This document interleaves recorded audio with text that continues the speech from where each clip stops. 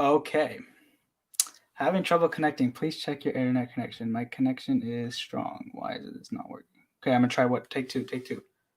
3, 2. Looks like it's Like Oh 14 wait, are we live? yeah, it's been live. Welcome to Ball Around the Head. My thing said it was bad. Anyways, hello and welcome. Oh wait, let's do this for Spotify. Okay, hold on. Hello and welcome to another episode. Ben, you ruined it. Sorry, I didn't. One more. And no one's in here, so no one really knows. Hello. Hello and welcome to Ball Around the Head. And today we have an episode about a couple NBA rumors, news, transactions that have occurred. But the first things first is probably the biggest topic in the NBA right now, and that was the Russell Westbrook and John Wall trade of a couple days ago. It happened out of nowhere. A couple weeks ago, it was rumored that they talked about it, and then they said, nah, I didn't want to do it. And then they reported that they called each other that same day, a week later, and they're like, yo, what about this trade? And then apparently James Harden wants to play with John Wall now. So they're like, all right, let's do it. So the full trade, for those who are wondering, it is Russell Westbrook to the Wizards in exchange for John Wall and a 2023, I believe, lottery protected first.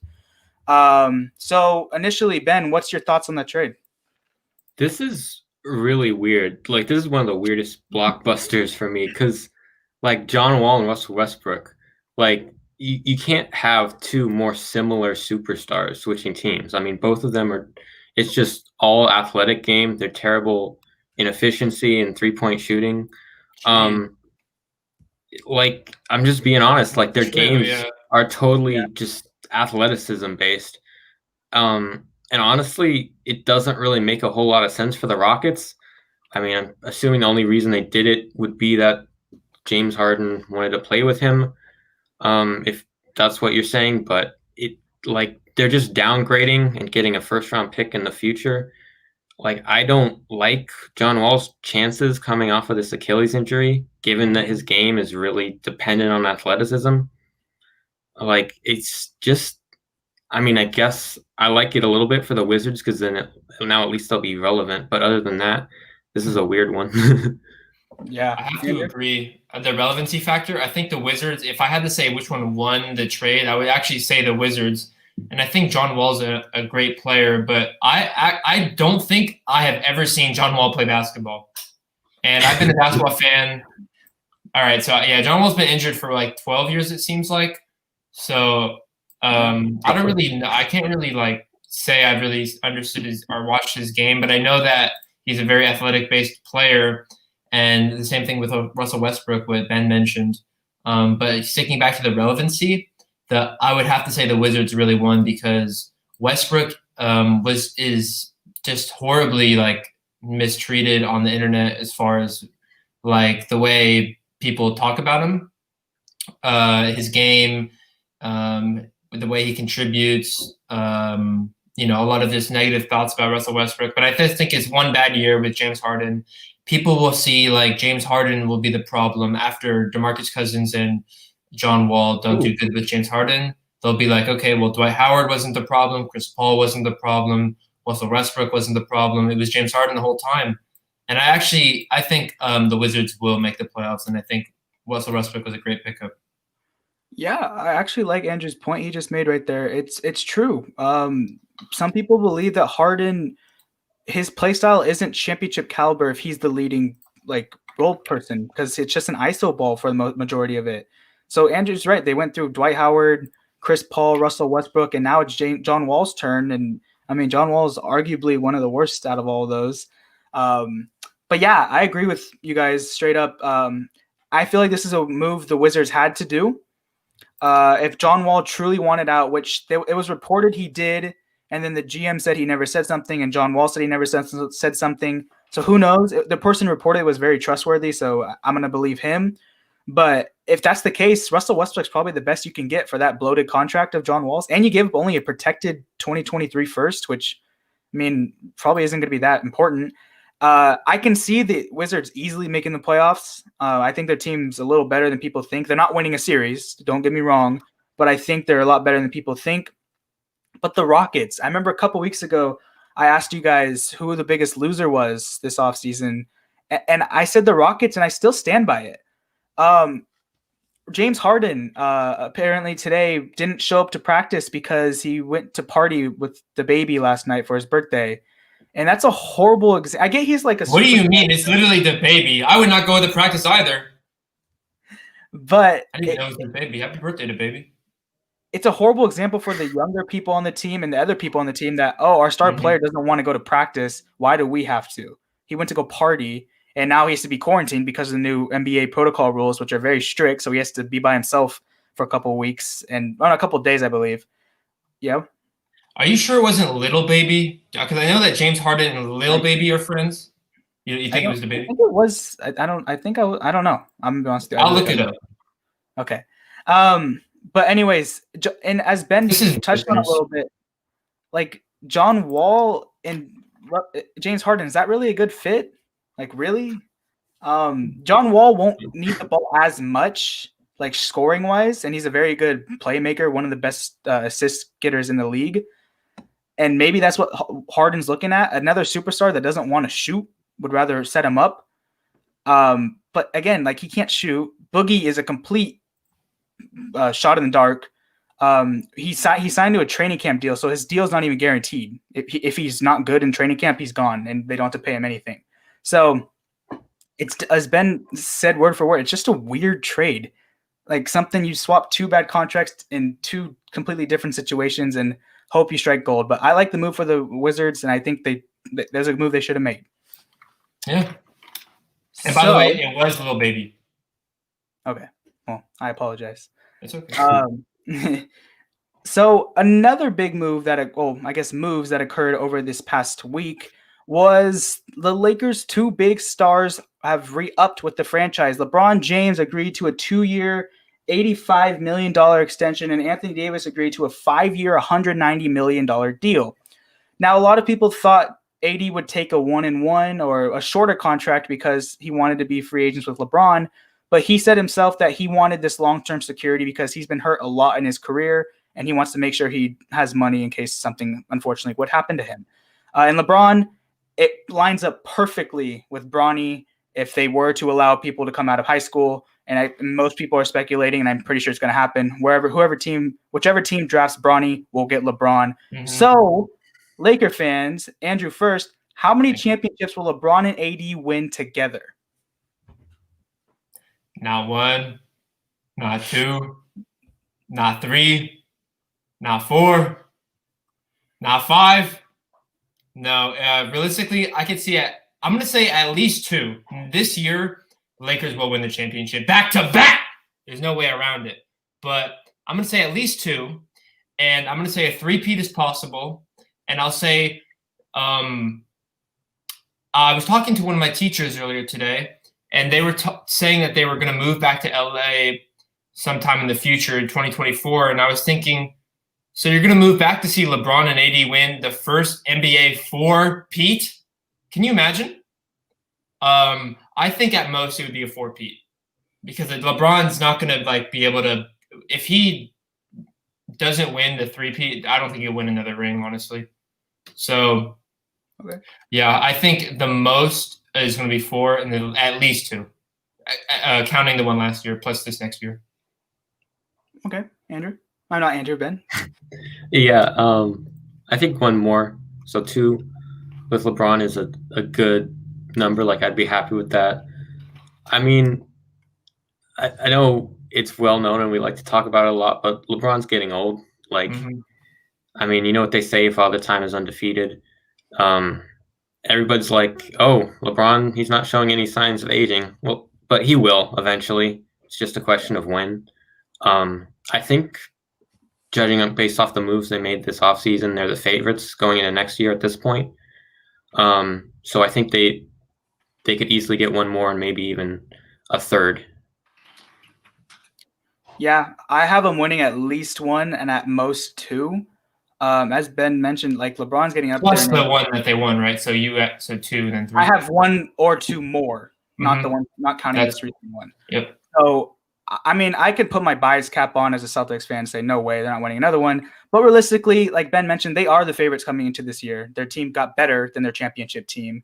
So I think they're at least going to win one in the next, I believe LeBron's a free agent in 2023 now. So they're going to win one in the next 3 years, I believe. At most two. I don't see them three-peating. I feel like the competition in the NBA has gotten a lot better.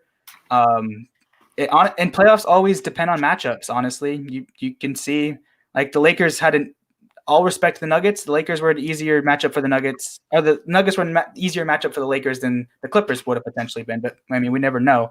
But yeah, so LeBron is going to regress, and he kind of did regress to a point, but he also added the assist thing to his game, like to lead the league, and that's what made it people think like, oh, he actually didn't like regress that much, but he's still adapting, because you can regress as a scorer. There's no way he's not going to regress as an athletic driver to the paint, dunker.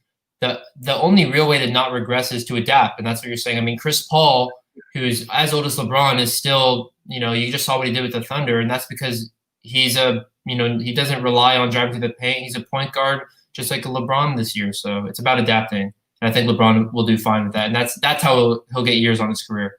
Yeah, you're spot on. He adapted to his role. They gave him the starting point guard role, and he took full advantage of it. So that was a good point.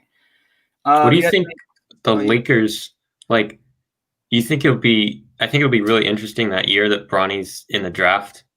Like, you think the Lakers might want to trade up, and get him? They will. They'll try their hardest to probably get him. I think there's going to be some teams, even if Bronny's not, and Bronny's good.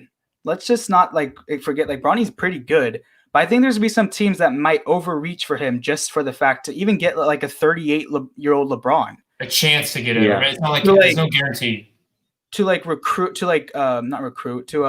mentor the young kids on the team. Like, I feel like it's a good opportunity. Any team, even if I have the first overall pick, one could argue you would actually make the right pick, but one could also argue having a mentor of LeBron on your team would be pretty good. So, I mean, Andrew's right. There's a chance it doesn't happen. Maybe he wants to play against his son in the league. But he did say one time in an interview, he said, he was asked, would you want to play with your son? And he said, with or against. And he made the comment or against. So just wanted to shout it out. That was from like years ago. Yeah. I think that he is going to retire after he at least plays with or against his son. I think that's what his career is headed. So, yeah, the Lakers are definitely the favorites going into the year. But a lot of other teams made a lot of other moves, including some trades and signings of some big names. And Ben, out of all those acquisitions every team made this offseason, what was the best one? So we've talked about how this free agents class was not the most star-studded. I'm going to go with the trade of Chris Paul going to the Phoenix Suns. I really like it for the Suns.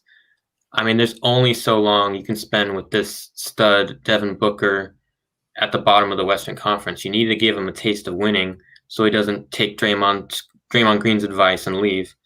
And they really didn't give up. I mean, for a player like Chris Paul, they didn't give up that much. I mean, a first-round pick, Kelly Oubre is probably the only real key player they gave up.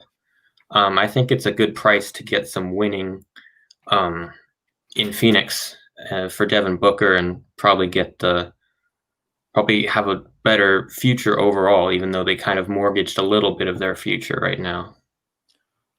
Shout out to Snow Tires in the comment section. I appreciate that. Andrew, what was the best acquisition? Well, the NBA draft I would consider an acquisition, and I don't know if Adam Silver has like a stutter or something, but he pronounced my last name wrong. It's Hall. He said ball at 3. I was a little bit confused, but no, in all seriousness, I think the best acquisition this offseason was from this team right here, CJ Williams from the Agua Caliente Clippers. I think it was Montrezl Harrell from the Clippers to the Lakers. So, yeah, Montrezl Harrell, an actual steal from the Clippers, just boot gang. I don't even know if you guys know what a boot gang is, but the Lakers just, I guess the Clippers didn't appreciate Montrezl Harrell. That's what he was talking about when he was asked. Why did you choose the Lakers over the Clippers? Or, which was one of them better than the other? He was like, or why are we at the Lakers? He said something like, well, I'm here, aren't I? Which means, the Clippers probably didn't offer him as much as he wanted. But he did take a minimum thing from the Lakers, right? Veteran minimum, right? No, he took a massive pay cut. Andrew, what do you think of Oliver's? Yeah, I just saw that. But actually, this could have been the best acquisition of the offseason. Oh, or these headphones. But yeah, thank you, Oliver. It is a nice hat. Lakers back to back. And to your point, like stealing them from the Clippers, stealing Harrell from the Clippers is like a double dips on getting ahead of them. Yeah, it's even more because they're both in LA. Yeah. Yeah, I think Andrew was right. I think there was a report that Harrell said the Clippers didn't even talk to him in free agency. So all these Clippers people upset he left. I mean, he didn't have an option to come back, so it's not really his fault. He went to the best championship team he could have. He probably would have loved to come back, but they didn't offer him, so he really couldn't. So they didn't even offer him? I don't think they did. I don't think they talked to him, I believe. They probably just assumed. I could be wrong, but I'm 90% sure I'm right. But my best acquisition actually was the same as Ben's, kind of for the same reason. Devin Booker has been heavily rumored to leave that team for a while because they couldn't win, and he's very good and he deserves to win. And I'm sure this he maybe told the Suns people hey, I'm going to give you 2 more years if we don't win. I want out. And they went out and got Chris Paul, and they didn't overpay. As Ben mentioned, they had that package of Rubio, Kelly Oubre, Ty Jerome, Jalen LeCue, and a 2022 first. Only Ty Jerome is on that team. The Thunder traded everybody else. So technically they got, and I'm not even going to go into the full details of who they got from all those other people, but they got a lot basically in return for Chris Paul. All in all, plus the picks that they got from the Rockets. So Chris Paul was very good, and I think Chris Paul is going to be very good for the Suns. He's going to mentor Devin Booker well, mentor DeAndre Ayton, even some of the young kids like Mikal Bridges, Cameron Johnson. I feel like that's a great pickup for the Suns, something they had to do, and they didn't overpay for it. So overall, it's just a great. I give an A+ that trade, in my opinion. So. Yeah, wait, and real quick mentioning, because you did mention Devin Booker with rumors him leaving the Suns. That clip of Draymond, when he was like, they need to get Devin out of Phoenix. That's gonna age so poorly. I'm just gonna. Hopefully. I'm thinking. And he got fined for that. Which he already got fined. I'm so confused about that to this day. So, anyways, this is probably Andrew's favorite topic of this stream. A couple days ago, all the City Edition uniforms have been released. And Andrew, I'm gonna go to you. Wait, actually, can I go last? Do you mind? You know what? You can go last. Ben, who has the best City Edition uniform? I like the Heat, man. That blue-pink fade, side to side, with the reverse color on the Miami text. It's really nice. Also, really like the Pelicans with the fleur-de-lis. Yeah. It's pretty simple, but it's got a nice look. But yeah, I'm gonna go with Miami Heat. I'll go next. I had a couple finalists for this choice, I guess. Yeah, I have finalists as well. I had the Warriors, Lakers, Heat, Suns, and Spurs. And I'm going to go with the Spurs because I love their it's kind of the old school Spurs, and it's a very cool theme to it. I wish that some of you who are listening on a podcast can see the picture, and some of you who are watching, they can go Google it. Or you could Google it while you're listening too, because it's really good. You should check out all of them. There's a couple bad ones. The Knicks is very bad. I don't like Houston. I don't like Houston. The Miami jersey is fire, as Ben mentioned. The Lakers jersey is kind of nice. I like the ice feel to it. It's kind of cool. I actually don't. I'm not a fan of that one personally. I'm not either, actually. I don't know how the blue is random to me. I mean, I get that the blue, they do have the Lakers. The Minneapolis Lakers. Yeah, it's Minneapolis, but it's it's got too old of a feel for me. I don't know. There's not too much interesting about it. Yeah, they just won the championship, 2020 champ. They couldn't have made something a lot cooler. I don't know. Maybe they had it planned. I'm sure they do the jerseys they planned on before. Oliver said, "What about the amazing 76ers jersey?" It's literally cream cheese, Philly cream cheese, just paste on a jersey. And same with my Celtics. They literally copied what the banners look like and put it on a jersey. I'm not getting that. I was gonna say that looks like a summer league jersey. The Celtics. The Celtics one, yeah. It looks exactly like that. I'm not gonna argue. It's horrible. I don't like it. Wait, I'm trying to see. I'm trying to look up the one you just mentioned. That was like. Can you reword the two you just said? Which ones? Actually, it doesn't matter. So, do you want my turn? And just real quick, the Suns one was pretty cool. It's unfortunate that Kelly Oubre had to model him and got traded a couple days later, but pretty cool. But overall, I think the Spurs have the best uniforms. Andrew, your turn. Oh, the Philly cream cheese. I was trying to look that up, and it's literally just I looked up cream cheese. I'm an idiot. But I have finalists as well. And my finalists are the Portland Trailblazers with the Oregon. You know, we got some Oregon fans in there, so you gotta. I love the. I just love it, like Oregon, because I think NBA. Yeah. In the chat, I know there's an Oregon fan out there, as you mentioned. I want to know. I wasn't watching TV yesterday. Did the Oregon Ducks win their football game yesterday? I did not turn on my TV all day, so I have no idea. I'm just confused. I don't think so, dude. Andrew, continue. I'm just confused. Okay, so. Basically, my finalist. Real quick, what I was going to mention about the Oregon. I think NBA teams are starting to branch outside of their city, and especially if it's like the only team in the state, and really trying to expand the market. So Oregon, great job, and just instead of having Portland, like really just getting the whole state of Oregon involved. Another finalist, the Nuggets. They have the red. I don't know if you guys seen the Nuggets one. Yeah, that one's nice. But they're like red. And I don't even like them. And I need to get some. I'm trying to get at least one piece of merch from every single franchise, and I might have to get that Nuggets one. The Magic, it's I don't know if you guys seen the Magic one, but it's gold and it has the stripes. Oh yeah. White and gold. Speaking of white and gold, I'd say my last finalist is the Mavericks. The white and gold, and it kind of has like a weird like harp on the side. Those were the four that I really kind of just. Oh, and I'd say that if I had to choose 5 finalists, I'd say the Phoenix Suns. Very hard, but if I had to choose the best city jersey, I would have to go with the Dallas Mavericks, in my opinion. I think the gold and the white just look really unique and really cool, and especially with Luka Doncic, I like and Kristaps Porzingis. I think I saw him wearing the jersey. He looked very cool in that jersey and slick. So I think that the Dallas Mavericks have a very nice jersey. But this is like one of the best years of jerseys I've seen. Yeah, I agree with that. I think there's a lot of good jerseys. And I feel like there's only a couple that were complete misses, and majority of them, like, all right, they're fine. You think the Philadelphia one's a miss?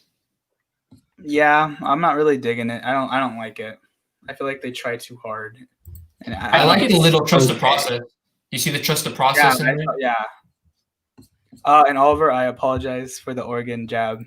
It's all love. I have a question for you guys. Cause I was talking to our guy who Holden, a special friend on this show. I asked him, did he like the Bulls statement city jerseys, and he said no. Do you guys like them?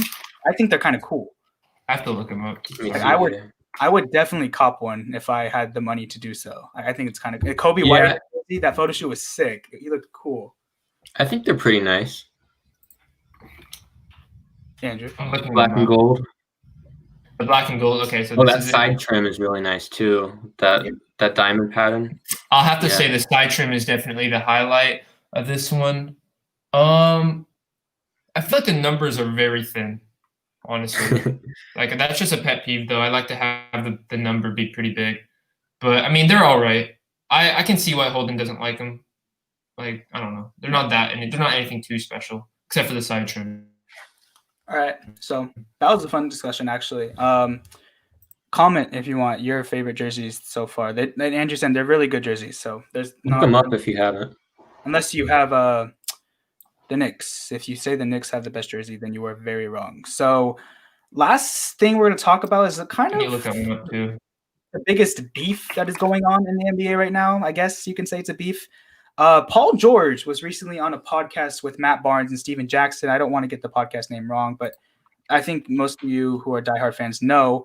And And he criticized Doc Rivers, and a lot of people, including me, were like, why are you criticizing Doc Rivers? I don't think you have room to speak. And a couple things that he said is Doc tried to play me as a Ray Allen or JJ Redick, all pin downs. I can do it, but that ain't my game. I need some flow. I need some mixes of some pick and roll and post ups. That last season was hard. He also continued to say, we lost, but during that whole process, we never worked on adjustments. We never worked on what to do differently. We literally had the same stuff happen over and over again. So, Andrew, the same stuff? What are your Yeah, in air quotes. Yep, that's correct. Andrew, what are your thoughts on Paul George's comments about Doc?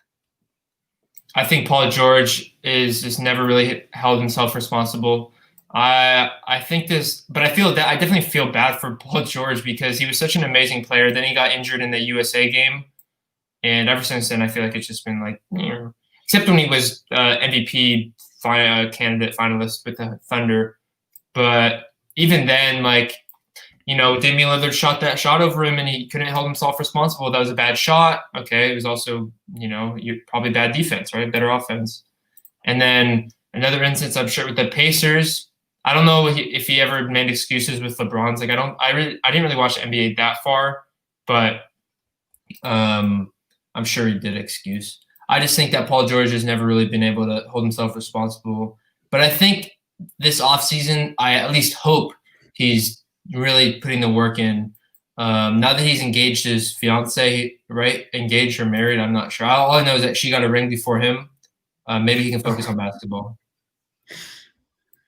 I'm kind of actually conflicted on this one because, I mean, I was all with the, Paul George and Kawhi Leonard, they got to be the ones to take responsibility. But if what he's saying is true, that actually sounds really bad. Like you're up 3-1, then you lose 2 straight, and you're really not making any adjustments. I mean, I know there's probably some gray area as to the truth of what he said, but that does sound really bad to me. And I mean, I get it. I see what he's talking about. He kind of played like a spot-up shooter that whole year when that wasn't really who he was in Indiana when he had his best years. That's true. To be fair, he kind of looked like that in OKC too, and he played a really good year there. But honestly, the thing I agree with most is Doc, when he responded, he said, there's blame all around. I think, they probably all could have done things differently, and that's probably the most accurate. Yeah, I feel like blaming at this point, it's almost like been a couple months. It's really, who cares at this point? Get ready for next season. I hate to put my oh my gosh, I lost my train of thought. I hate to put my nerd hat on, but statistically speaking, what Paul George said about Doc Rivers and how he used him is false, and it's all over Twitter. Like, it's false. He was actually used a lot less on screen and whatever he mentioned than he was in previous years, as Ben mentioned, with the Pacers and the Thunder, which really? he did. It was like wow. a lot less, but it was less, noticeably less. So it was not true what he said. And I was on the team of, all right, Paul George is good. People are just going to clown him because he gave his own name playoff P, and then he did really bad. He did that. And people do that. But when he put the blame on someone else, it was like, I don't know if I feel so bad for you because there's only so much a coach can do. You got to do the rest. It's not Doc Rivers' fault. You missed a lot of shots, and the infamous side brick in the fourth quarter that Doc Rivers forever haunt Paul George. Oh, sorry to interrupt. Yeah. Doc Rivers didn't say, "Hey, shoot it off the side of the backboard." Oh, okay, coach. Like, you got to take some accountability for how bad you were. You can't blame all of it on him. And I love Doc Rivers' response. It was obviously so professional because he is a coach, but he also took a slight jab and he said, well, Ty Lue was on the same bench as me. So if you're going to get mad at me, he could have made adjustments as well, and he didn't. So he's on the same. So I just think it was petty for Paul George to do that. It was unnecessary. You didn't hear any other Clipper. JaMychal Green left, Montrezl Harrell left, and none of them said, oh, Doc, it was all his fault. We lost. Oh, yeah. It's just putting blame on someone because you're too weak to own accountability. It was bad. It was just a bad look for Paul George. But as Andrew mentioned, they need to move on. I think Doc Rivers said, let's move on. It's no big deal. We lost. Big whoop. But it was just a dumb comment from Paul George. So, You guys have anything else to add? Not about Paul George. Nope. I stand corrected on the Ray Allen stuff, but yeah. It's nerd stuff, Ben. From the eye vision, you could be right. The eye test and nerd stuff are two different things. Yeah, I actually trust the eye test more, to be honest. Yeah, it's a valid thing to do. Just I look at the nerd stuff a lot. So thank everyone in the comment section for commenting. All of them go notice. Appreciate it. Also, I want to thank all of you guys. We've passed 500 listeners on our podcast. So halfway to 1,000, and that would be pretty cool. We have 57 subscribers on this podcast. So your support recently has been a lot. It really means a lot to us. We'll be back next Sunday with our power rankings for the 2021. Saturday. Oh wait, Sunday. Yeah, today's Sunday. Oopsies. For the 2021 season. Thank you guys so much for all the support you guys have been putting in. And it does not go. Please like this stream. Subscribe, please, and like and follow our podcast and whatever you may be listening it to on. And while you're at it, give it a review. If you didn't like it, tell us what we can fix. If you liked it, give us a 5-star review and tell us what you like. Because I do read all the reviews. I don't know if they do, but I read all the reviews. So, and there's only been 2, but still, thank you guys so much for watching and have a good rest of your day. Lakers back to back.